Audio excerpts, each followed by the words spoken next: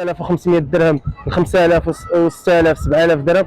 كيبقى هذوك الناس اللي راك عارف اللي كيشتغلوا في مناصب كبرى اللي غيقدروا يشتروا لك 6000 5000.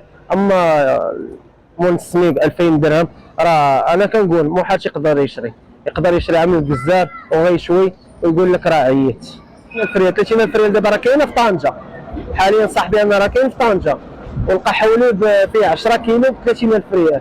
يعني هذا الحولي هذا الا حيدتي ليه الخروف الا حيدتي ليه البطانه والراس وداكشي اللي كيتحيد شحال غيبقى في هذا الحولي؟ 6 كيلو. 6 كيلو انت حيدتي الرجل والكتف عطيتيه نسابك شحال غيبقى لك؟ 30000 ريال.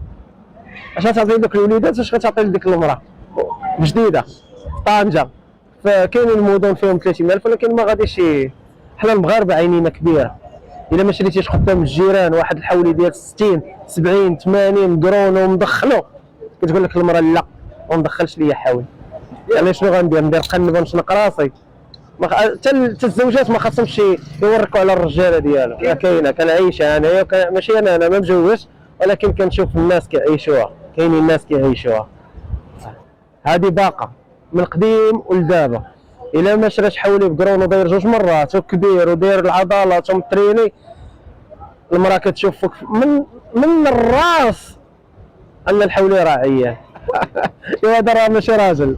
ملي المراه كتختار الحولي يخليها هي تمشي تختار الحولي وتجي يجي هو يريح من نهار الذبيحه تجلس هي راك عارف كماله. هذا العام صعيب ولكن كما تنعرفوا حنايا المغرب اي حاجه كنقولوها صعيبه ملي كتجي وقتها كتلقى كل شيء مايل.